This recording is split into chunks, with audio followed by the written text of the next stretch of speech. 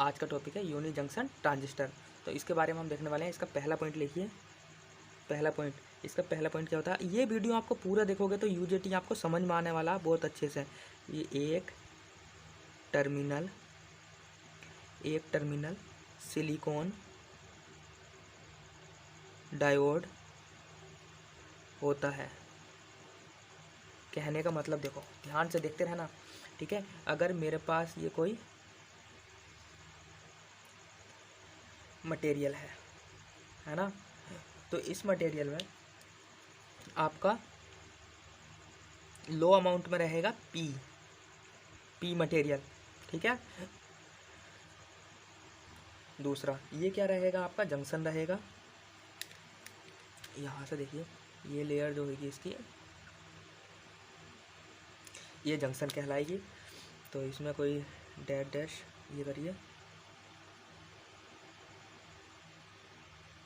ठीक है। तो यहाँ से एक टर्मिनल निकलेगा इसका, ये निकला एक टर्मिनल।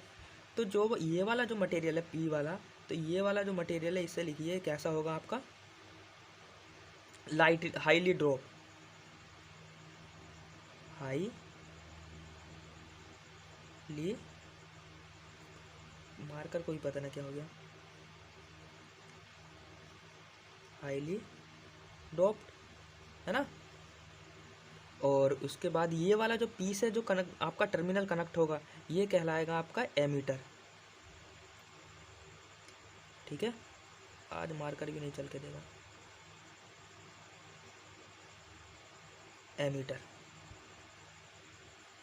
एमीटर, ठीक है। ये जंक्शन है, ये जंक्शन। तो ये वाला यहाँ लिखिए, ये क्या होगा आपका पी एन जंक्शन, और ये वाला मटेरियल होगा एन टाइप। ये लिखिए, ये कैसा होगा आपका लाइटली डोप,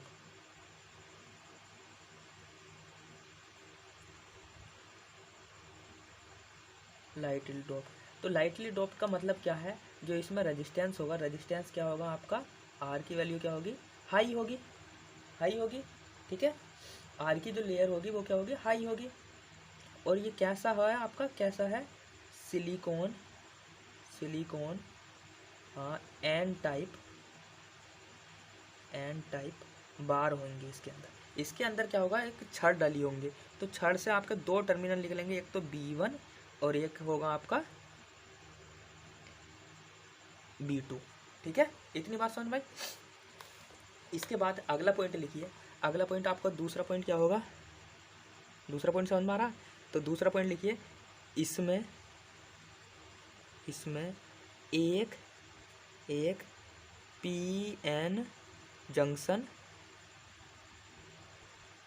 होता है।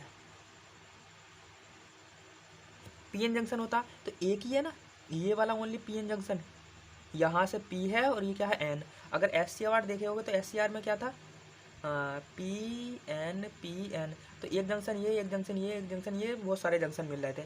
मगर UJT याद रखना, UJT क्या है आपका, एक टर्मिनल कह रहे थे।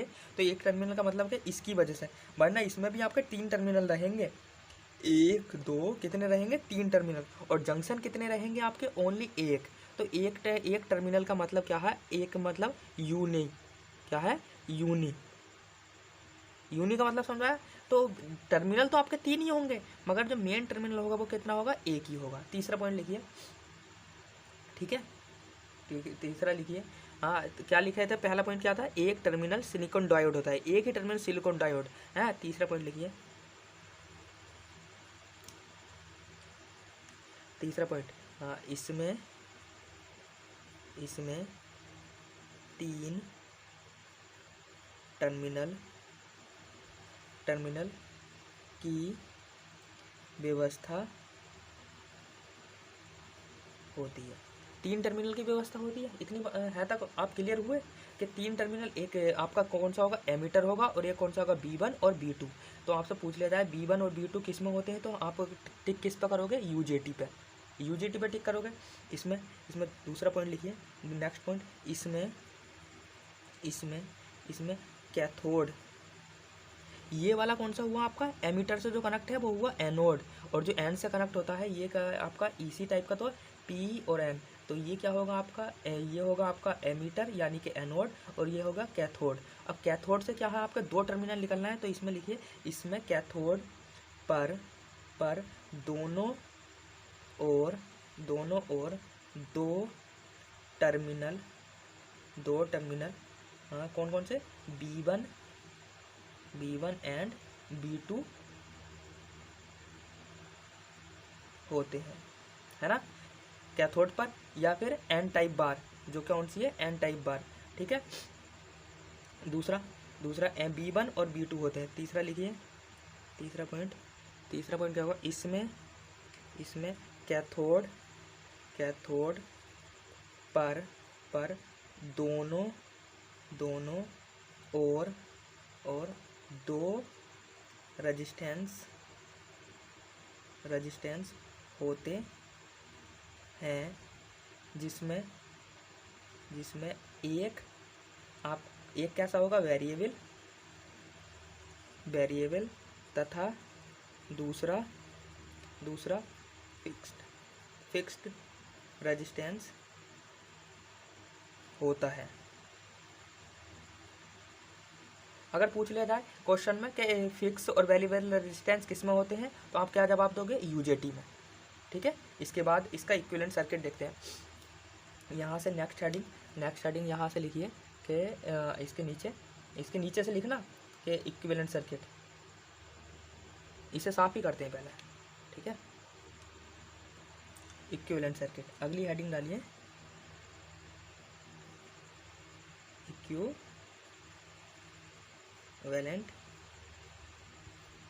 सर्किट। अब हम कैसा पढ़े थे, देखो यहाँ तक कितना है, Pn, ये ना समझ रहे, ये P होगा आपका, और ये कौन सा होगा, N, और ये कौन सा होगा आपका, क्या कहलाएगा, ये एमीटर।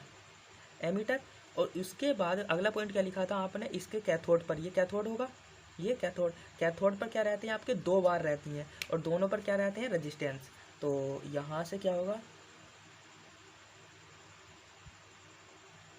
एक ये,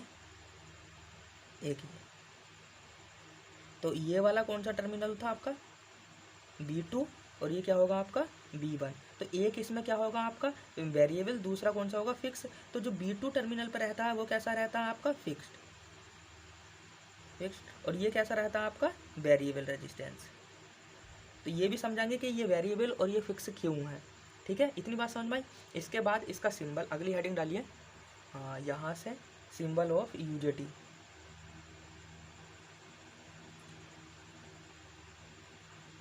सिंबल ऑफ यूजेटी। तो अगर यूजेटी से आपसे सिंबल पूछ लिया जाए तो कैसा सिंबल बनाओगे, यहाँ से देखो कैसा बनाओगे, कि ये तो रहेगा आपका एमीटर, ये एमीटर, और इसके बाद एक बार डाल लीजिए, ये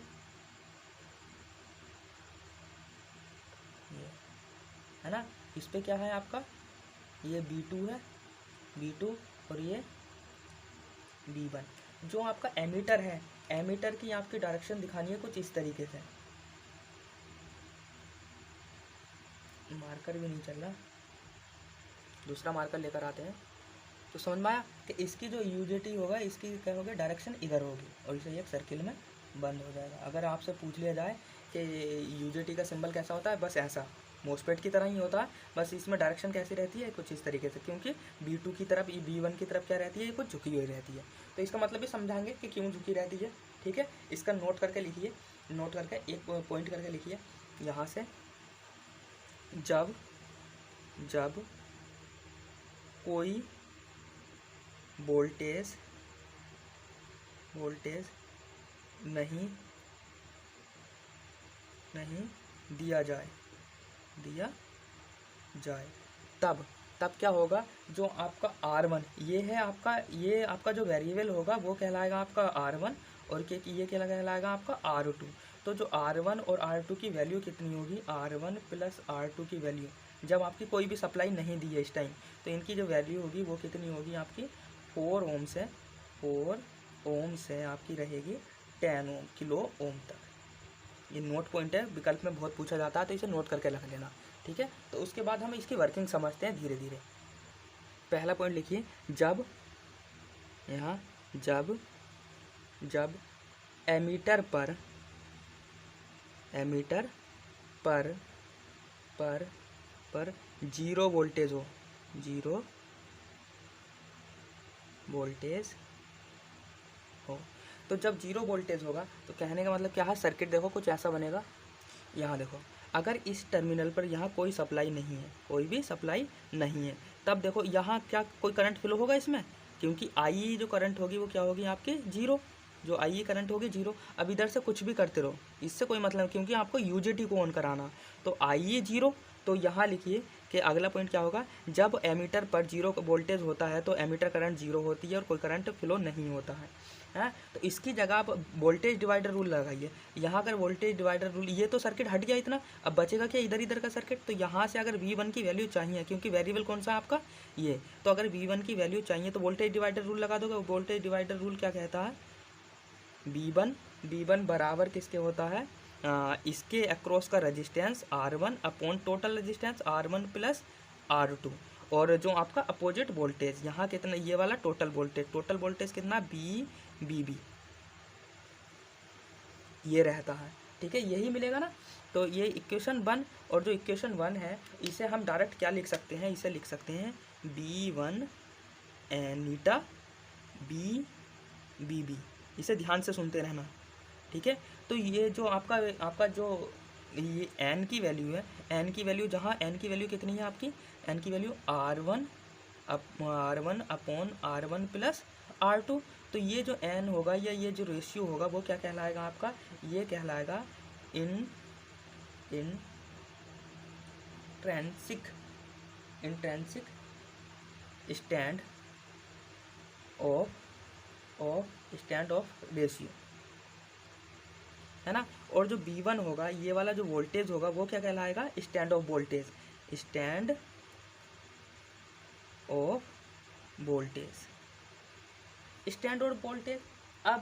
अब इसकी जो वैल्यू होगी, n की जो वैल्यू होगी, इसकी वैल्यू होगी आपकी 0 से और 0.8 इतनी होगी, इसकी वैल्यू फिक्स होगी, इतनी वैल्यू आपको मिलने वाली है ना। अब दूसरा होगा कि अगर इस पर आप वोल्टेज अप्लाई कर रहे हो, अगर इस पर अभी तो कोई करंट आई फ्लो नहीं हो रही है। अब दूसरे कंडीशन क्या है, दूसरा कंडीशन यहाँ लिखिए कि अगर हम इस पर वोल्टेज अप्लाई कर रहे हैं, दूसरा पार्ट सेकंड, है ना। देखो अब क्या है, एमीटर पर voltage apply, if ammeter voltage applied, तो क्या होगा कि स्टार्टिंग में ये वोल्टेज क्या होगा, कम होगा, इस वाले वोल्टेज से क्या कम होगा, क्योंकि सिलिकॉन है, तो सिलिकॉन के लिए हम कितना प्रैक्टिकली इसका वोल्टेज कितना होगा 0.7। तो 0.7 से स्टार्टिंग से, ये तो है नहीं कि डायरेक्ट अप्लाई कर दोगे, हम वर्किंग देख रहे हैं। तो स्टार्टिंग में क्या होगा, स्टार्टिंग में जो VE होगा, VE यहाँ से ध्यान से सुनते रहना, BE जो कम होगा वो किससे होगा, जो आपने अभी लिखे थे NBBE, इससे कम होगा, किससे कम होगा, NBB स्टैंड ऑफ वोल्टेज से, प्लस डायोड का जो वोल्टेज होगा 0.7, क्योंकि एक जब आपको अगर फॉरवर्ड कोई डायोड है ये, तो अगर इसे PN, तो अगर इसे फॉरवर्ड बायस में लाना है तो सिलिकॉन है, तो सिलिकॉन को क्या करेगा, ये वोल्टेज है, यहाँ का वोल्टेज कितना होगा 7, जब तक ये 7 वोल्टेज से ज़्यादा नहीं होगा ये वाला वोल्टेज, तब तक क्या होगा, ये रिवर्स बायस में। तो ये वोल्टेज क्या है, अभी कम है, किससे, इस वोल्टेज से। तो इस टाइम क्या होगा कि ये क्या होगा कि आपका क्या होगा कि यूजेटी क्या होगा आपका, बोलो, यूजेटी होगा रिवर्स बायस में, क्योंकि कम है इस वोल्टेज से, कि जब तक यहाँ क्या होगा, ओपन सर्किट की तरह व्यवहार करेगा, ओपन सर्किट की तरह।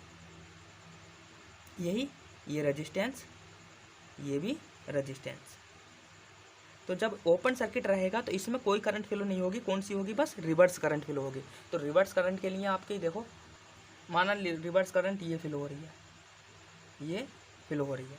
अब क्या करोगे, इस वोल्टेज को आप इंक्रीज़ करोगे, तो जैसे इंक्रीज़ करोगे धीरे धीरे क्या करोगे कि यहाँ अगला पॉइंट लिखिए, ये अगला पॉइंट BE रेगुलरली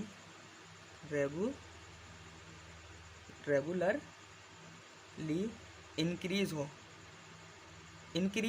तो इंक्रीज़ होगी तो IE क्या होगी, IEEO ये क्या होगी आपकी डिक्रीज होगी, समझ रहे हो, डिक्रीज होगी। IEE कौन सी करंट होगी, ये वाली जो करंट इस डायरेक्शन में जो रिवर्स करंट फ्लो हो रही है IEO, और IE को क्या होगी इस टाइम ये वाली यहाँ लिखिए, ये साफ करते हैं। देखो यहाँ जो पहली जो कंडीशन थी इसमें क्या था कि आपकी कौन सी करंट फ्लो हो रही थी, ये डायोड कैसा था रिवर्स बायस में, डायोड क्या है रिवर्स बायस में, एक एक पॉइंट बनाकर लिखते रहना रिवर्स बायस में। अगर रिवर्स बायस में है तो कैसी करंट फ्लो होगी IEO। अब जब IEO है अगर इसे फॉरवर्ड बायस में ले जाना होगा तो इस वोल्टेज को बढ़ाएंगे, और वोल्टेज को बढ़ाएंगे तो रिवर्स करंट को कम कराएंगे। तो जैसे ही अगर यहाँ से आपका आप वोल्टेज को इंक्रीज़ कर रहे हो, तो अगर इस वोल्टेज को इंक्रीज़ कर रहे हो बढ़ा रहे हो तो क्या हो रही है, ये करंट क्या हो रही है डिक्रीज़ हो रही है। तो पहले यहाँ मिली, फिर यहाँ मिलेगी, फिर यहाँ मिलेगी, फिर यहाँ मिलेगी, है ना। तो यहाँ से क्या होगा, ये धीरे धीरे धीरे धीरे धीरे धीरे धीरे धीरे ये डिक्रीज़ हो रही है, और ये डिक्रीज कहाँ तक होगी आपकी, ये डिक्रीज होगी इस पॉइंट तक, जीरो तक, यहाँ तक जीरो तक। और जीरो का मतलब कहने का मतलब क्या है, इस कंडीशन पर अगर P है तो P है, और ये क्या है P और N है। अगर यहाँ क्या है वोल्टेज है और जी ये 0.7 है, और 0. अगर 7 हो गया तो यहाँ क्या होगा I क्या हो जाएगी आपकी, ये IEO जो रिवर्स बायस है ये क्या हो जाएगी जीरो हो जाएगी, और इसमें क्या हो जाएगा आपका एक सर्किट बन जाएगा। अभी करंट फ्लो नहीं हुई है, इसके क्या कर रहा है, इसे आपको बराबर कर रहा है। तो यहाँ क्या होगा इस कंडीशन पर आपकी क्या हो जाएगी जीरो। अब यहाँ क्या है, अब आपका जो UJT है वो क्या है आपका फॉरवर्ड बायस में आने के लिए तैयार है। तो यहाँ इतनी बात समझ। तो ये क्या कर रहा है रेगुलरली इंक्रीज़ कर दिया। तो रेगुलर जब इंक्रीज़ करोगे तो ये वाली रिवर्स लीकेज करंट क्या होगी आपकी रेगुलरली इंक्रीज़ होगी, सिंपल, ठीक है। अब जो दूसरा होगा, दूसरा पॉइंट लिखिए। अब क्या होगा BEO बराबर किसके हो जाए NBBO के, NBBO के बराबर हो जाएगी। तो इसमें क्या होगी आपकी नो करंट फ्लो होगी, कोई करंट फ्लो नहीं होगी। तो जो IEO है वो क्या हो जाएगी आपकी जीरो। यानी कि ये जो वोल्टेज है अगर 7 है तो ये भी 7 हो जाए तो यहाँ क्या होगा कोई करंट फ्लो नहीं होगी। अगर वोल्टेज अगर बराबर है, एक पॉइंट ये है और एक पॉइंट ये है, तो दोनों का वोल्टेज बराबर है, यहाँ भी 7 और यहाँ भी 7, तो क्या इसमें कोई करंट फ्लो होगी, नहीं होगी, ठीक रहा। तीसरा पॉइंट क्या होगा, अगर इसकी वैल्यू इंक्रीज हो जाए। अब देखो अब है मेन पॉइंट आपका समझने का।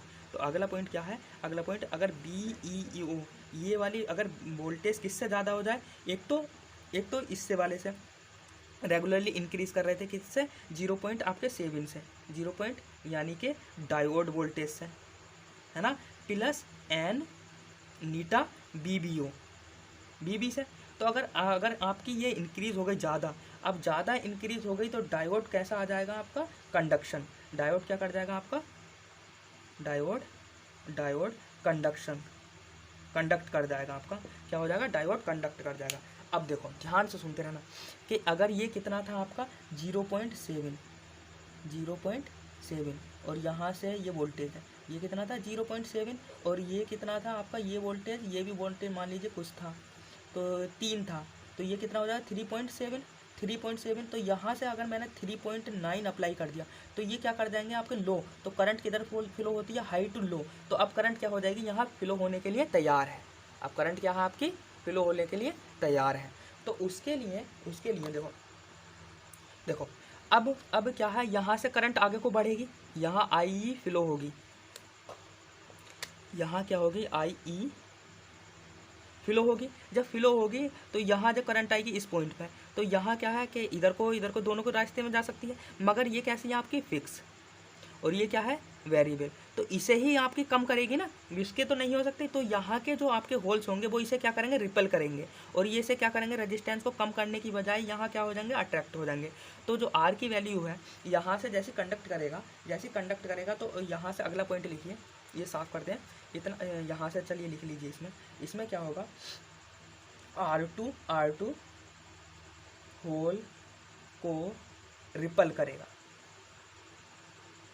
रिपल करता है। रिपल करता का मतलब समझ रहे हो ना। यहाँ तो ये फिक्स वैल्यू, वेरिएबल कौन सी R की वैल्यू कम होगी तो तभी तो इधर को ज़्यादा आएंगे। तो और आर वन ओर आते हैं। क्यों? क्योंकि वो क्या है, जिससे R1 का वैल्यू अगर आएंगे तो R1 क्या हो जाएगा, R1 डिक्रीज़ हो जाएगा। R1 क्या होगा, डिक्रीज़, और डिक्रीज़ होने के वजह से ये डिक्रीज़ होगा के अक्रॉस जो वोल्टेज होगा वो क्या होगा, आपका ये भी कम होगा, ये वोल्टेज क्या होगा, डिक्रीज़ होगा।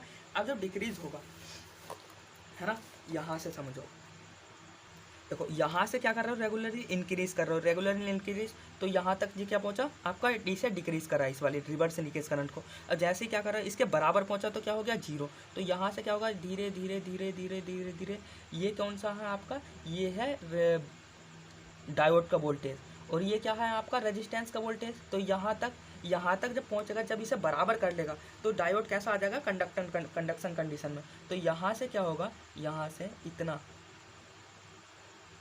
ये, तो इसमें क्या होगी आपकी, एक आईपी करंट क्या होगी आपकी, फ्लो होनी चालू हो जाएगी, आईपी करंट। ठीक है, तो जो इतनी वैल्यू यहाँ से यहाँ तक की वो कितनी होगी, एन नीटा बी बी, यही वोल्टेज तो है, इस पे ही तो आपको बराबर जीरो करना है। तो ये क्या हो जाएगी, जीरो। और जो ये वाला जो होगा, ये वाला कहलाएगा आपका, ये इतना, ये करंट कौन सी कहलाएगी आपकी, ये वाली, यहाँ लिखो, ये निगेटिव लीकेज करंट,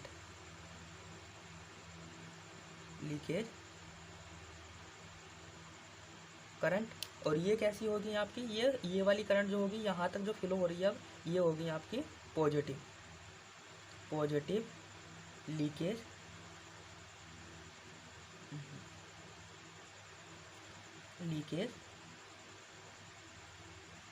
करंट। अब देखो, जब इधर से करंट फ्लो होगा तो रेजिस्टेंस कम होगा, यहाँ से अगर इधर को तो फिक्स है और इधर को क्या होगा, कम होगा। तो जब कम होगा तो यहाँ का रेजिस्टेंस कम होगा, तो कम होने का मतलब ये वोल्टेज भी क्या होगा, कम, क्योंकि ये वोल्टेज क्या हो रहा है, बढ़ रहा है। तो यहाँ से क्या होगा, अब ये वोल्टेज कम होना चालू हो जाएगा, यहाँ से ये देखो कुछ इस तरीके से। तो ये धीरे धीरे धीरे धीरे ये कम हो जाएगा। तो जो ये वाला रीजन है वो क्या कहलाएगा आपका, ये वाला पॉइंट तो कहलाएगा, ये कहलाएगा पीक पॉइंट,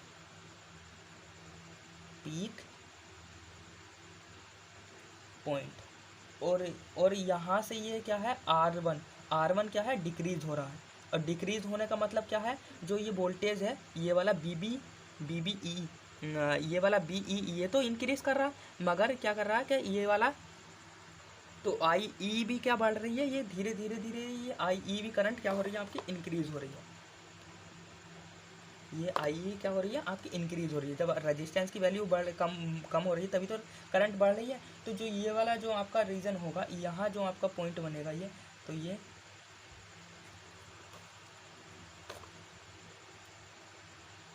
यहाँ से यहाँ तक, यहाँ से यहाँ तक, तो ये वाला जो कहलाएगा आपका, यहाँ इधर का कहलाएगा आपका सैचुरेशन रीजन।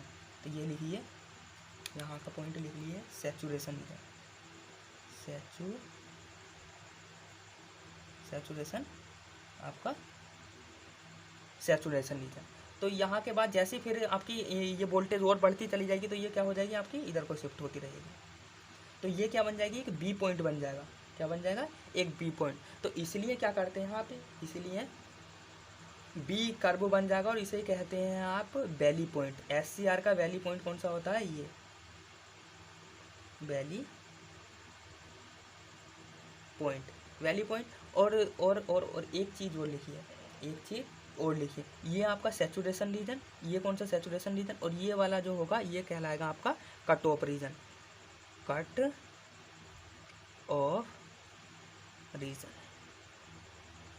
तो इसकी वर्किंग आपकी समझ में आई। तो SCR की वर्किंग क्या होती है, या SCR की कैरेक्टरिस्टिक्स कहाँ से स्टार्ट होती है, कुछ निगेटिव से स्टार्ट होती है।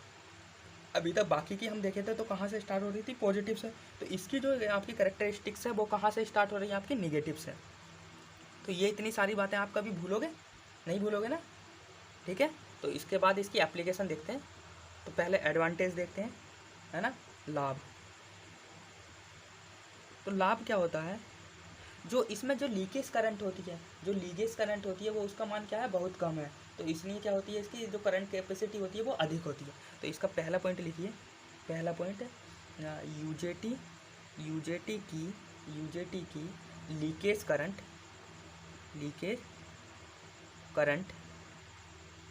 कम होती है तथा करंट कैपेसिटी अधिक होती है। दूसरा पॉइंट क्या होगा, दूसरा पॉइंट ये जो इसकी संरचना है, संरचना कुछ इस तरीके से होती है। यहाँ से देखिए ये कुछ अभी जो पहले ही पढ़ाए थे, हाँ, तो वो क्या रहती है आपकी, वो सरल रहती है। यहाँ से पी रहेगा और ये एन रहेगा, तो ये क्या रहती है आपकी, सरल रहती है। तो इसकी संरचना यूजेटी की संरचना सरल होती है। तीसरा पॉइंट होता है इसका, जो इसमें ये बाज़ार में है ये कम कीमत में मिल जाते हैं, लो कॉस्ट, लो कीमत रहती है, ठीक है। और जो चौथा रहता है यूजेटी में क्या होता है कि इसे क्या होता है, ठीक है, क्या होता है कि इसमें देखो ये वोल्टेज बीबी कितना रहता है, 4 किलो ओम से इस इसका रेजिस्टेंस, और इस आपको क्या रहना होगा, इस करंट को अगर फ्लो कराना है, इसमें करंट फ्लो कराना है, तो यही वोल्टेज और ये वोल्टेज 0.7, या सिलिकॉन है जर्मोनियम, तो सिलिकॉन रहता है, तो इसी वोल्टेज को कम करना है। तो इसलिए क्या होता है, इसमें जो करंट रहता है क्या होती है, कम करंट की आवश्यकता होती है, कम करंट की आवश्यकता होती है, ठीक है। इसके बाद इसके लाभ देखते हैं, इसके बाद इसके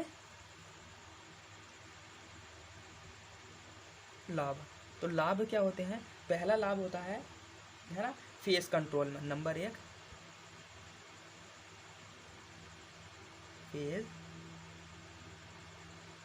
फेस कंट्रोल, नंबर तो रहता है इसका स्पीड कंट्रोल, ठीक है, स्पीड कंट्रोल ऑफ मोटर, ठीक है। तीसरा रहता है टाइमर, चौथा रहता है आपका SCR को ट्रिगर कराने के लिए, चौथा लिखिए SCR के लिए, या यहाँ कर दीजिए ट्रिगरिंग। और लास्ट और रहता है एक लास्ट पॉइंट क्या रहता है इसका,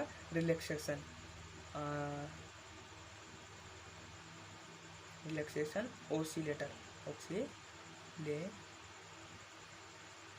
यानी कि आवृत्ति दोलित में, निम्न लो आवृत्ति में रहता है, ठीक है। इसका एवं यहाँ से ठीक है, क्या रहता है, लो